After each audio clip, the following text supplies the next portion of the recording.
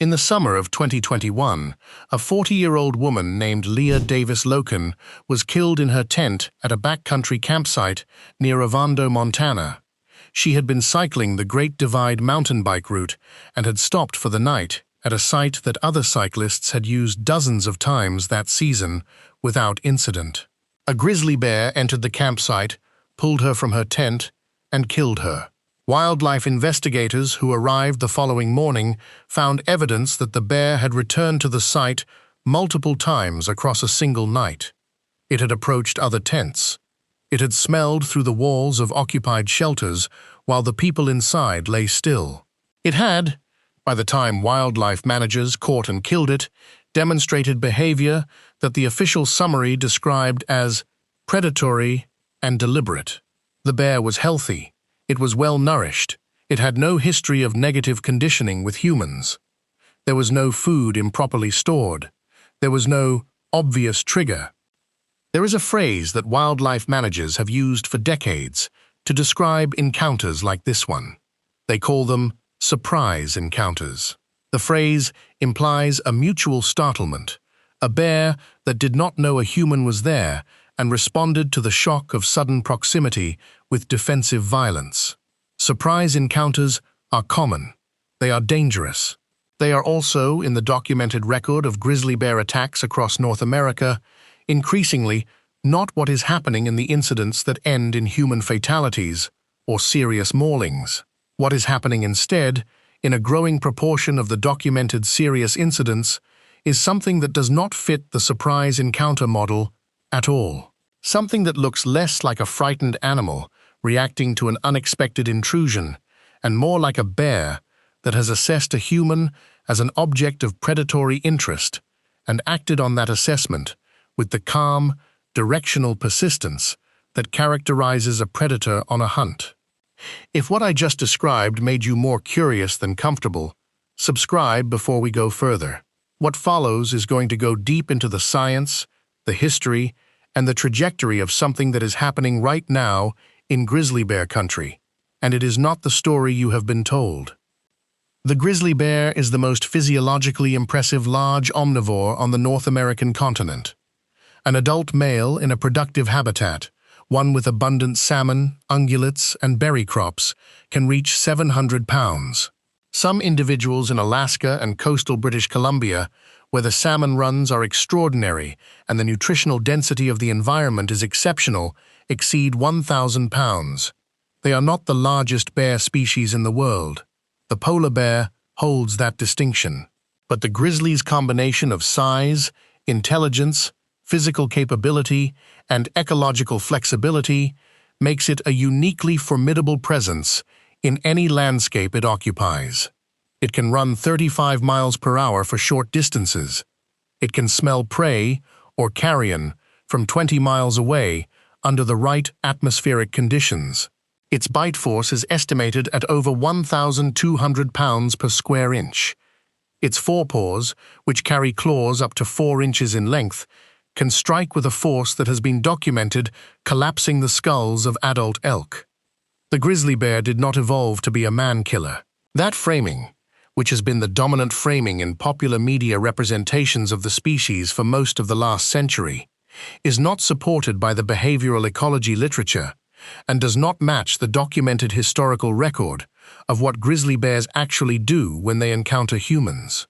The grizzly bear evolved as a wide-ranging omnivore in an environment populated by megafauna, including species that were larger and more dangerous than anything on the North American landscape today.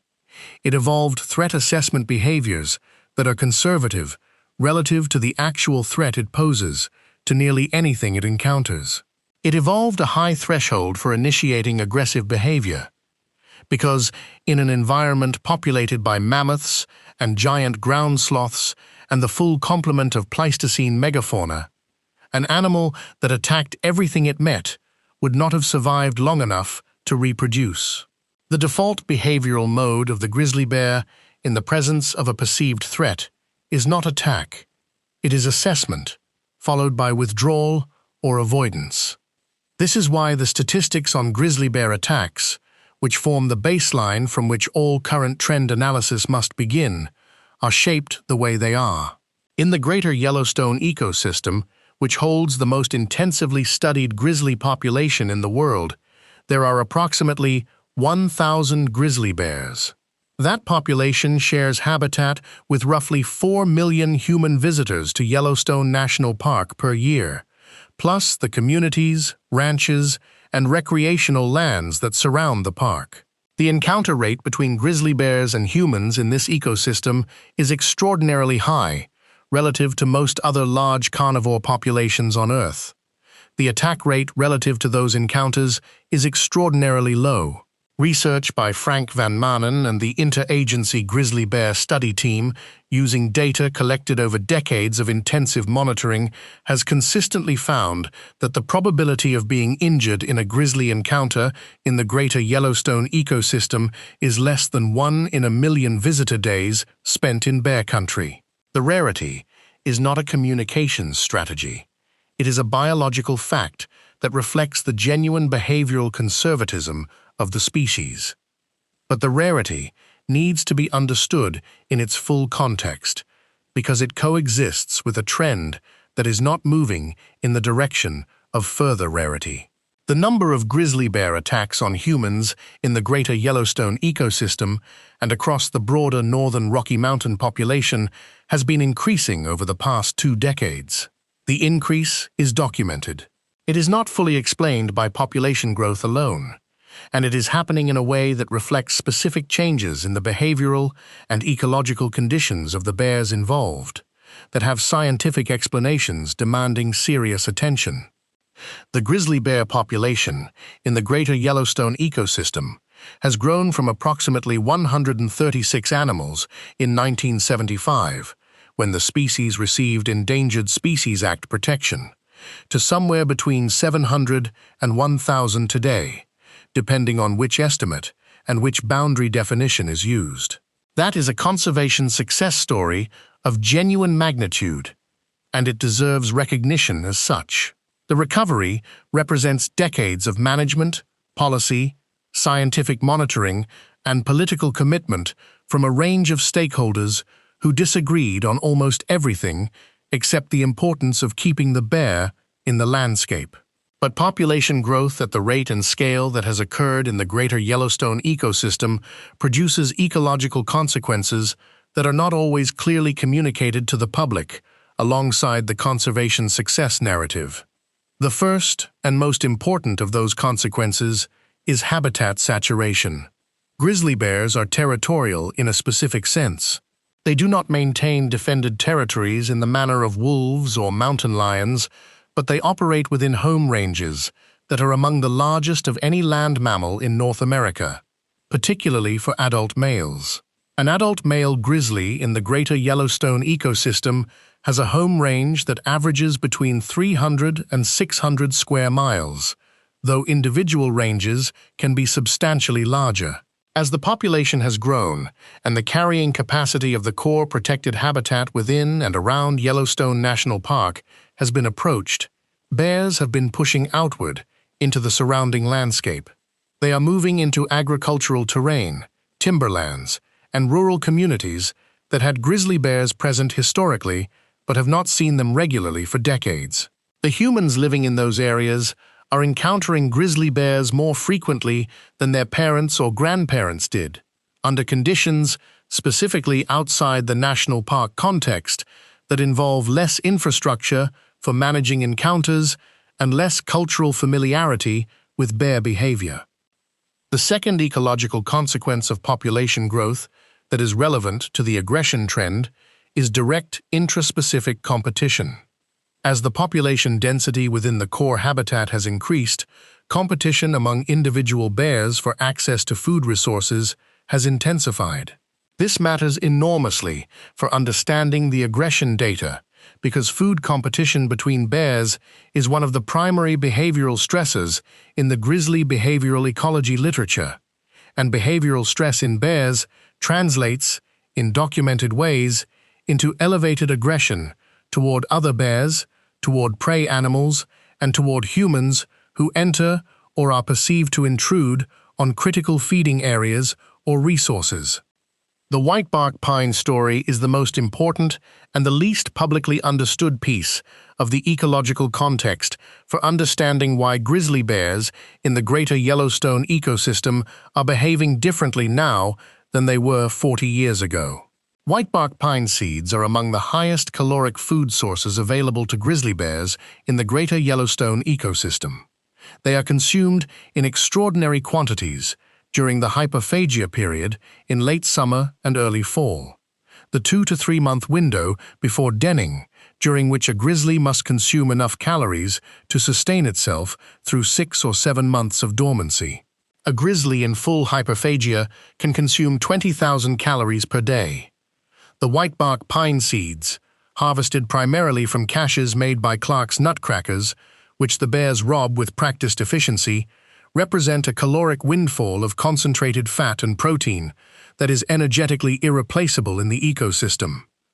White pine blister rust, an invasive fungal pathogen introduced from Europe in the early 1900s, and mountain pine beetle outbreaks that have intensified dramatically with warming temperatures associated with climate change, have killed whitebark pine trees across the greater Yellowstone ecosystem at catastrophic rates.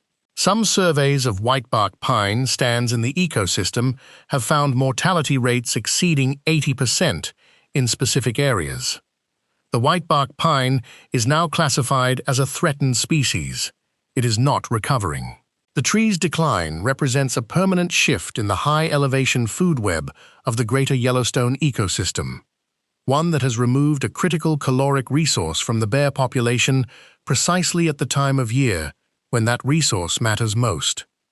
The bears have compensated. They are flexible omnivores with a dietary repertoire that allows significant substitution when primary food sources fail.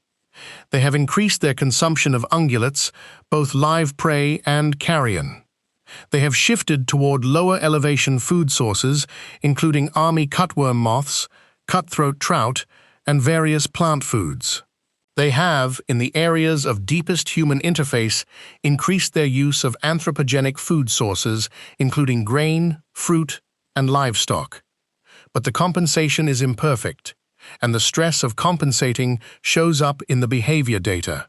Bears in years with poor whitebark pine crops show statistically elevated conflict rates with humans. The correlation has been documented by Kerry Gunther and other researchers with the Yellowstone Bear Management Office over multiple years of careful data collection. Poor mast years are bad years for human-bear conflict. The mechanism is not that hungry bears deliberately target humans. The mechanism is that bears ranging more widely, in search of caloric replacements for failed food sources, encounter humans more frequently, in more varied contexts, and in states of nutritional urgency that reduce their behavioral tolerance for disturbance and increase the probability that close encounters will end in aggressive responses. This is the point at which the science of grizzly bear aggression becomes genuinely nuanced and genuinely difficult to communicate to a public that has been given a simplified binary of defensive versus predatory attacks as the primary framework for understanding grizzly behavior. The defensive attack framework, in which a grizzly that is surprised or feels threatened charges and makes contact before withdrawing, covers a real and common category of incident. It is the category that the play dead advice is designed to address, because a grizzly executing a defensive charge is trying to neutralize a perceived threat, not acquire a food resource, and an animal that goes limp and ceases to represent a threat stimulus may cause the bear to disengage. This is well documented, and the behavioral logic is sound. But the defensive attack framework does not cover all attacks. It does not even cover all the attacks in which it has traditionally been invoked. The grizzly behavioral ecology literature distinguishes between defensive aggression and what researchers call predatory or offensive aggression, and the distinction is not merely semantic. The behavioral signature of each is different. The ecological context of each is different. The appropriate human response to each is different. In fact, diametrically opposite in some respects. and the proportion of documented serious grizzly attacks that fall into the predatory category appears to be increasing in ways that the standard public communication framework for bear safety does not adequately reflect. Predatory attacks by grizzly bears are characterized by a specific cluster of features that distinguish them from defensive encounters. The bear is typically calm rather than agitated before and during the attack.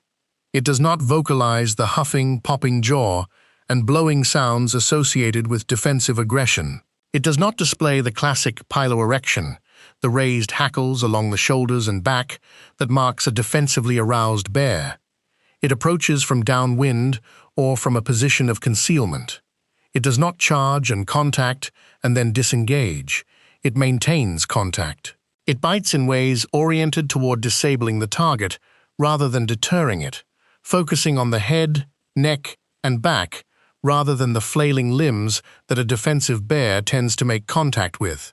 And when the attack is complete, it returns to the victim, caches the body, or consumes it, and remains in the area.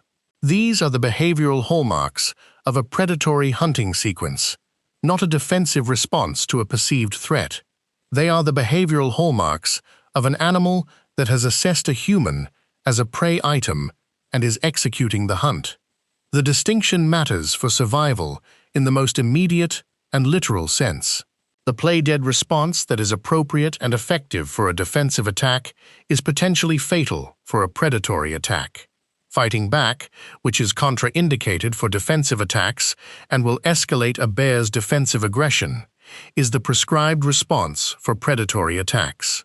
Getting this wrong can kill you. The wildlife management community has been working for years to communicate the distinction clearly enough to be actionable in a context where a person being attacked has a second or two to make the right assessment. The bear spray guidance, which advises deploying spray at any approaching bear, regardless of attack type, represents a partial solution to the complexity of the distinction, because bear spray has documented effectiveness against both defensive and predatory bears at the range where it can be deployed. But it requires proximity and presence of mind under conditions of extreme stress, and the documented cases in which it has failed are instructive about the limits of any single tool in the management toolbox.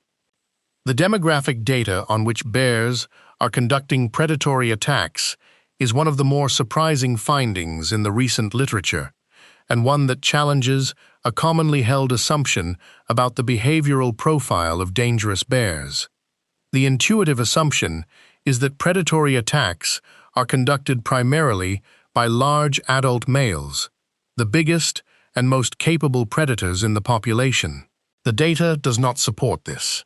Predatory attacks in the documented record show a distribution across sex and age classes that overrepresents subadults and adult females with cubs, categories that the standard encounter framework has typically classified as presenting primarily defensive rather than predatory risk.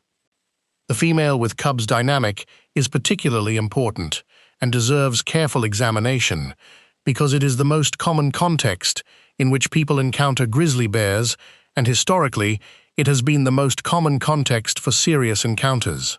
The conventional wisdom about female grizzlies with cubs has been that they are dangerous because they are defensively aggressive, that they will charge and make contact to protect their cubs from a perceived threat, and that their risk to humans is primarily a function of the protection motivation that makes any mother animal dangerous near her young.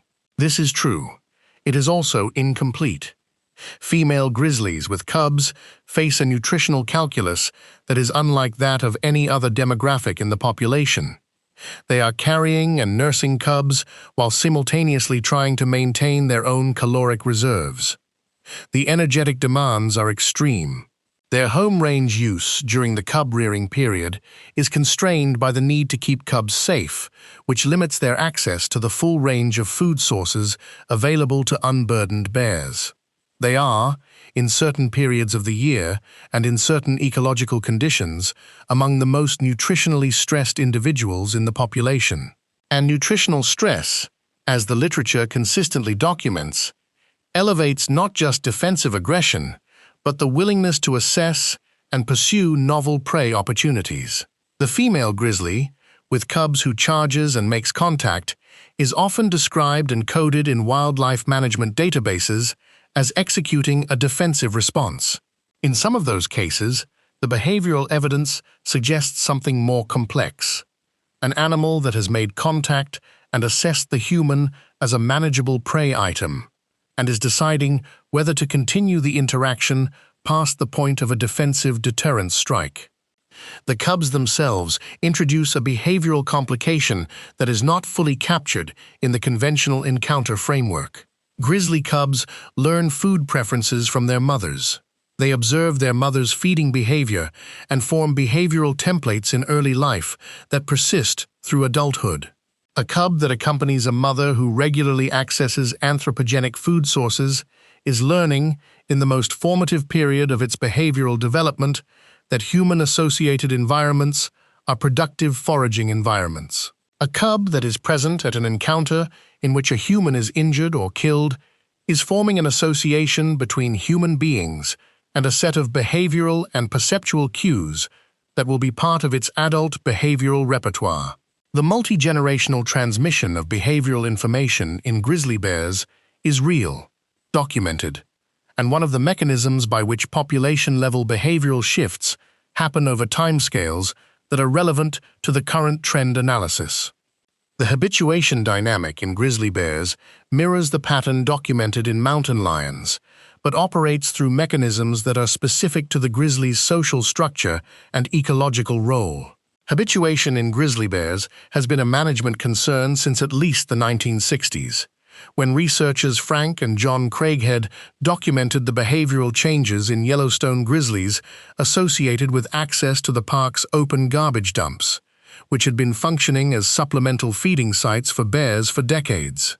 The dump bears, as they were called, exhibited dramatically reduced wariness of humans, approached human-occupied areas in daylight, and showed behavioral profiles that the Craigheads found alarming in their implications for long-term human-bear coexistence. The dump closure program implemented by the National Park Service beginning in 1970 addressed the most obvious source of artificial food conditioning, but the behavioral lesson of the dump bear era, specifically the speed and depth with which habituation to humans can develop in a bear population when the conditioning incentive is large enough, has been validated repeatedly in subsequent decades. What has changed in the current period is the scale and the diffuseness of the conditioning inputs.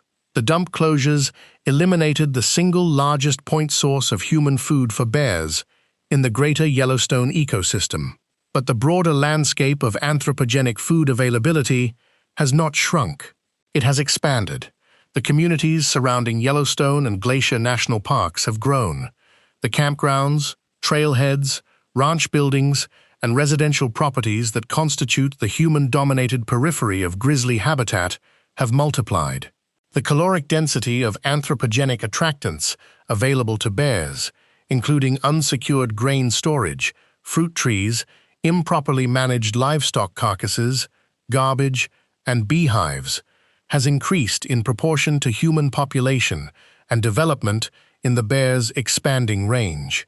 Bears that access these resources do not necessarily become food-conditioned in the classic sense of seeking out human contact, but they habituate to the landscape of human presence in a way that erodes the behavioral distance they maintain from human beings. They move closer, they stay longer, they are less easily deterred. The research of David Matson, who spent decades studying grizzly bears in the greater Yellowstone ecosystem, produced some of the most detailed and sobering documentation of how habituation interacts with the other behavioral and ecological factors to produce elevated aggression risk. Matson's analysis of the factors associated with grizzly bear incidents in the greater Yellowstone ecosystem identified a cluster of conditions that, when present together, elevated the probability of a serious incident to a level substantially above baseline. The conditions included proximity to high-value food resources, including spawning streams, whitebark pine stands, and ungulate carcasses. They included nutritional stress, measured by body condition index. They included the behavioral signature of habituation, as measured by tolerance distances from humans and roads. And they included sex and reproductive status, with adult males and females with cubs of the year showing the highest incident rates when the other factors were also present. The combination is the critical point. No single factor is determinative. Bears in nutritional stress that are not habituated to humans avoid them more consistently than their well-nourished but habituated counterparts. Habituated bears in excellent nutritional condition may co-occur with humans for extended periods without incident. It is the combination of reduced wariness, nutritional urgency, and proximity to the high-value resources that both the bear and the human may be competing for, spawning fish, berry patches, ungulate carcasses, that produces the conditions for the encounters that become statistics. The ungulate carcass dimension of this picture is one that has been gaining increasing attention in the bear management literature, and increasingly in the public record of incidents as well. Grizzly bears are significant scavengers and significant kleptoparasites. They regularly displace other predators, primarily wolves and mountain lions, from kills. They detect carcasses from extraordinary distances and move toward them with directional efficiency. They cache carcasses under debris and defend those caches with a behavioral intensity that is unlike the defensive behavior they exhibit in most other contexts. A grizzly bear on a carcass cache is operating in a behavioral state that is closer to the predatory end of the aggression continuum than almost any other context in its ecology. The concentration of energy invested in the kill, the metabolic urgency of the hyperphagia period during which many caching incidents occur, and the evolutionary history of competing with other large predators for carcass access all combine to produce an animal that will defend a cache with persistence and intensity that differs qualitatively from the defensive responses documented in other encounter contexts.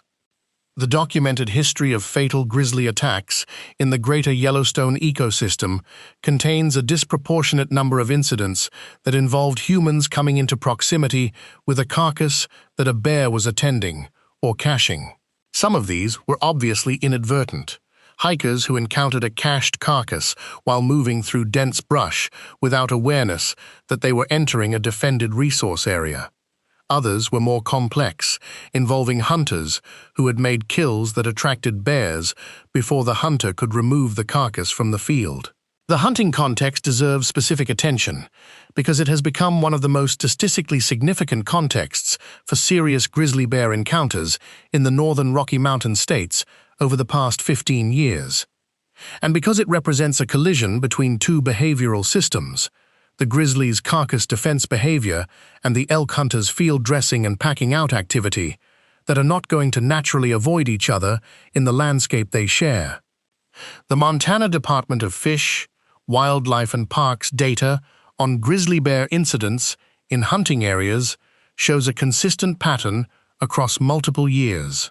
Encounters during the archery and rifle elk seasons, which overlap with the peak hyperphagia period, when bears are most aggressively seeking and defending high-calorie food resources, produce a disproportionate share of the serious incidents in the annual data.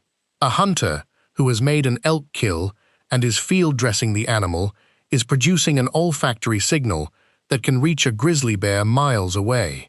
A hunter who returns to a kill site where a bear has already moved in and begun feeding or caching is entering the behavioral danger zone with a directness that, absent knowledge of what they are walking into, may leave them with no time to respond before the bear has made contact. The Montana data shows that the use of bear spray by hunters in these contexts has substantially reduced the severity of outcomes in incidents where it was deployed. It also shows that the percentage of hunters carrying bear spray in grizzly country, while increasing, has not reached levels that risk managers consider adequate. The wolf reintroduction story adds a layer of ecological complexity to the grizzly aggression picture that is rarely discussed in the popular media because it requires holding multiple pieces of ecological cause and effect in mind simultaneously.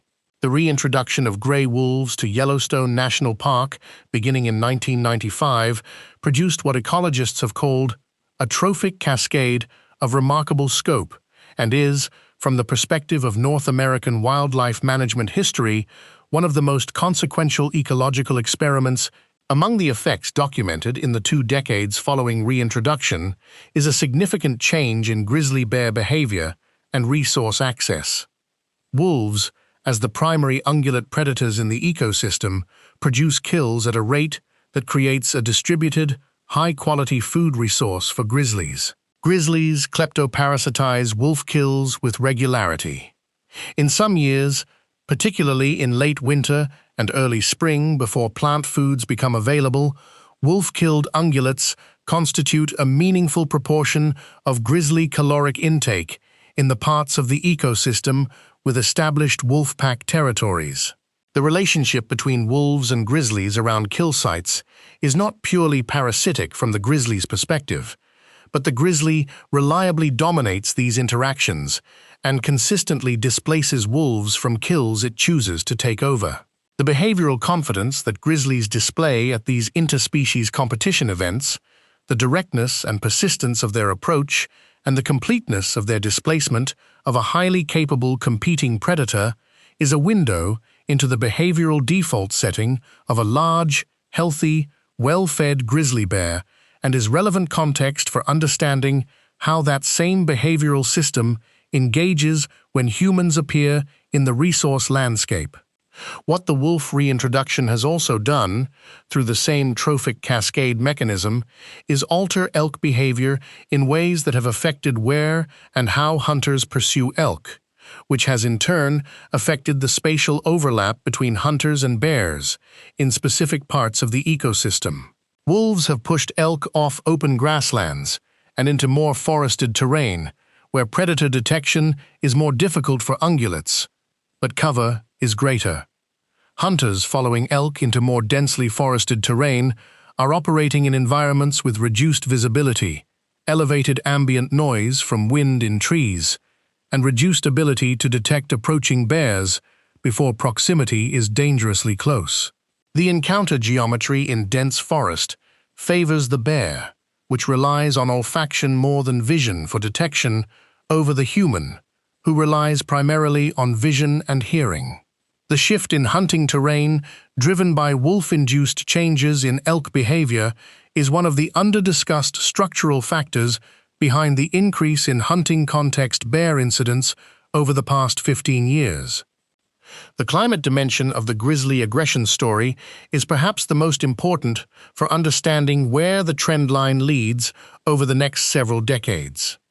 And it is the part that is most consistently underemphasized in the public discussion of bear management. Climate change is affecting the greater Yellowstone ecosystem with measurable speed and in ways that go directly to the core of the factors that drive grizzly bear behavioral change. The whitebark pine decline already described is a climate-driven phenomenon. The mountain pine beetle outbreaks that have devastated whitebark pine stands, along with lodgepole pine, limber pine, and other tree species across the intermountain west, are temperature-driven events that have been facilitated by warming winters that no longer kill enough beetle larvae to hold outbreak populations in check. The extent of the beetle kill in the greater Yellowstone ecosystem and across the broader Rocky Mountain region represents an ecological reorganization of the high-elevation forest landscape, whose downstream effects on food web structure and species abundance will be playing out for decades. Cutthroat trout, the other major caloric resource that grizzly bears access at scale in the greater Yellowstone ecosystem, are being affected by climate change through stream temperature effects and through the impacts of the non-native lake trout, which was illegally introduced to Yellowstone Lake in the mid-20th century and has devastated the native cutthroat population through predation and competition. Grizzly bears that historically congregated at the spawning streams flowing into Yellowstone Lake during the peak cutthroat spawning runs, accessing an extraordinarily concentrated and calorie-dense food source, have been doing so in substantially reduced numbers as the cutthroat population has declined. Research by Daniel Tyers and others has documented the behavioral shifts in bears adapting to reduced cutthroat availability, with individuals showing range shifts toward alternative food sources that in some cases bring them into closer contact with human-occupied terrain. Ungulate population dynamics, which determine the availability of both live prey and carrion for grizzly bears, are also being affected by climate in ways that are measurable and directionally concerning for bear behavioral ecology. Drought conditions, which have intensified across much of the greater Yellowstone ecosystem's surrounding range in recent decades, reduce grass productivity and affect ungulate body condition and population dynamics. Elk that enter winter in poor body condition have higher winter mortality rates, which initially increases carrion availability for bears emerging from dens in spring. But sustained drought over multiple consecutive years reduces the ungulate population at the scale that matters to bears trying to maintain caloric balance across a year with multiple failed or diminished food sources.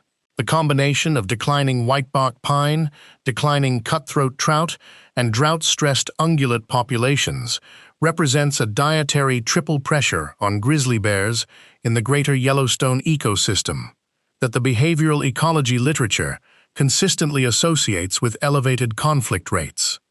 The research group that has done the most systematic work on projecting where these trends lead is the team associated with the Greater Yellowstone Coalition's science program and the independent researchers affiliated with the Yellowstone to Yukon Conservation Initiative. Their projections, using climate envelope modeling combined with grizzly habitat suitability analysis, suggest that the caloric landscape available to grizzly bears in the greater Yellowstone ecosystem in 2050 will be meaningfully less productive for bears than it is today, across most scenarios that reflect current emissions trajectories. The implications for bear behavior are not speculative. They are derived directly from the documented relationship between caloric availability and conflict rate that the Interagency Grizzly Bear Study Team has established in its long-term monitoring data. If the projections are approximately correct, the structural conditions for elevated human-bear conflict will be more widespread and more persistent in the coming decades than they are in the current period. The trend line in the attack data does not represent a temporary statistical fluctuation. It represents the leading edge of a directional shift driven by forces that are operating at the landscape scale and that individual wildlife management responses are not designed to address.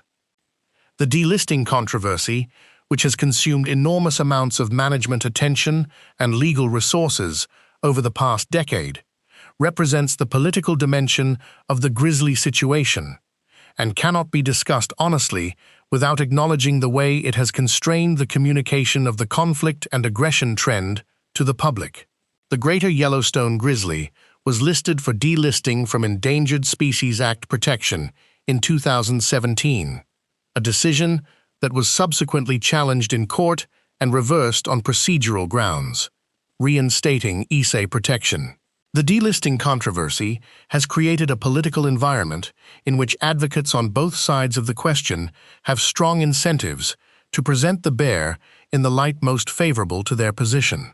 Delisting advocates want to represent the population as healthy, growing, well-recovered, and manageable through state hunting programs.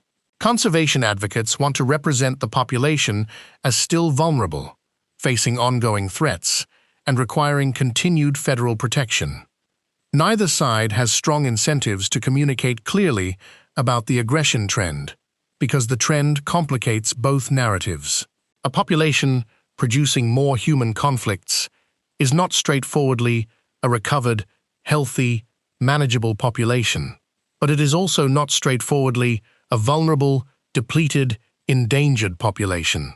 The trend data does not fit neatly into the political binary, and as a result, it tends to get lost in the noise of the legal and advocacy argument. The management responses that wildlife agencies have available when individual bears show elevated conflict potential span a range from non-lethal hazing and aversive conditioning at one end to lethal removal at the other. The intermediate responses, including relocation of problem bears to more remote habitat, are complicated in the greater Yellowstone ecosystem by the degree to which available habitat has been saturated. Relocating a bear to remote terrain in the park or in adjacent wilderness areas means introducing it into an area where other bears are already established. The relocated bear must compete for the resources of its new location against residents who have prior experience with that terrain. Relocated bears show high rates of returning to their original capture locations, making the temporary management benefit of relocation short-lived. Lethal removal is effective at eliminating the specific individual, but does not address the structural conditions that produce the problematic behavioral profile. It is the dominant management tool because it works in the narrow sense of removing the specific threat, but the broader sense of whether the management program is adequate to the systemic nature of the problem is a question that wildlife managers acknowledge in technical forums and that has not penetrated the public communication from those agencies. The bear spray debate is worth spending time on because it represents the most contested empirical question in the practical human safety dimension of the grizzly situation, and because the way it has been discussed publicly illustrates some of the same communication distortions that affect the broader aggression trend narrative. The research by Smith, Herrero, and De Bruin, published in the Journal of Wildlife Management, found that bear spray was highly effective in reducing the severity of bear encounters when properly deployed, with a success rate in the documented incidents they examined that substantially exceeded the success rate of firearms in the same encounter contexts. The firearms finding was unexpected and generated significant controversy, particularly in communities where defensive firearm carry in bear country is culturally embedded and personally important. The controversy generated enough political heat to produce sustained challenges to the methodology and conclusions of the study, some of which were scientifically grounded and some of which were motivated by the political and cultural stakes of the conclusion. The current scientific consensus is that bear spray, when deployed correctly and at appropriate range in an encounter with a charging bear, is highly effective. The caveats on that conclusion are important. Deployment requires presence of mind in circumstances of extreme stress. It requires that the can be accessible, uncapped, and oriented correctly in the seconds available before contact. Wind conditions can substantially reduce its effectiveness. In cold conditions, the propellant can be degraded. Bears that are in a genuine predatory behavioral state rather than a defensive one may respond differently than the bears in the encounter data that is primarily from defensive attack contexts. The conclusion that bear spray is the best available personal safety tool in grizzly country is well supported by the evidence. The conclusion that it is a complete solution to the human safety problem posed by increasing bear conflicts in an increasingly saturated habitat with declining food resources is not supported by the evidence, and the gap between these two conclusions is where an honest assessment of the situation has to operate. The geographic expansion of the grizzly population is one of the under-discussed structural factors in the public narrative about where the human-bear conflict trend leads. The greater Yellowstone ecosystem grizzly population is not the only one whose trajectory matters. The Northern Continental Divide ecosystem population, centered on Glacier National Park and the surrounding terrain, has been growing and expanding similarly and has, if anything, been producing more human conflict per unit of habitat in recent years. The Selkirk and Cabinet Yaak populations in northern Idaho and northwest Montana are smaller but are showing range expansion that is bringing bears into contact with rural communities that have not been in grizzly bear country in living memory. The populations in British Columbia and Alberta are extensive, facing their own set of anthropogenic pressures, including extensive oil and gas development, logging, and recreational trail networks that penetrate deep into what was formerly relatively undisturbed terrain. Glacier National Park has, over its documented history, been the site of a disproportionate share of the most serious and most studied fatal grizzly encounters in North America. The 1967 night attacks that killed 2 women in separate incidents in the park on the same night, documented by Jack Olson in the book Night of the Grizzlies, remain among the most carefully analyzed attacks in the literature and introduced the concept of predatory attack behavior in grizzlies to a public and a management community that had not fully grappled with it before. The 1980 attack that killed Kim Eberly and injured another visitor, documented as predatory in the official investigation, added to the glacier incident record that researchers have returned to repeatedly as a data set for understanding the behavioral conditions under which predatory attacks occur. The park has invested in educational programs, backcountry trail infrastructure, food storage requirements, and group size recommendations that represent among the most sophisticated bear safety management programs in the national park system. The incidents have continued. The question of why Glacier's incident record has the character it does, despite sophisticated management programs, is one that researchers have examined carefully, and the answer is complex. The terrain in Glacier is among the most dramatic and least forgiving in North America for bear encounter geometry. Dense vegetation, narrow valleys, high winds that mask sound, and trails that follow topographic features that grizzly bears also preferentially use, particularly valley bottoms and ridgelines, all create encounter conditions that are structurally more dangerous than many other areas. The grizzly population in the glacier ecosystem is healthy, growing, and living in terrain that produces the caloric stress conditions, the huckleberry crop failures in drought years, the cutthroat and bull trout stream fluctuations, the ungulate population variability, that the literature consistently associates with elevated conflict. The encounters at Glacier are not random events. They are the outputs of a specific set of structural conditions that management programs can modulate but cannot eliminate. The hunting community's relationship to the grizzly management question is one that deserves a nuanced treatment that it rarely receives in media coverage, which tends to cast hunters either as the primary threat to bear conservation or as the primary solution to conflict management. The reality is more complex and more interesting than either framing. Sport hunting of grizzlies, where legal, has historically played a role in maintaining the behavioral wariness of bears toward humans that represents the primary behavioral defense against conflict. Hunters are the primary human presence in remote grizzly habitat for several months of each year, and the mortality risk they represent to bears has historically maintained what managers call the fear of humans in wild bear populations. Bears that have experienced or learned from conspecifics the danger that human presence represents maintain larger tolerance distances and are more reliably deterred by human behavior than bears that have experienced human presence primarily as neutral or as associated with food. The elimination of bear hunting in California contributed to the habituation pattern documented in the black bear population there that is the most intensively researched analog for what can happen to bear populations that lose exposure to human-associated mortality risk.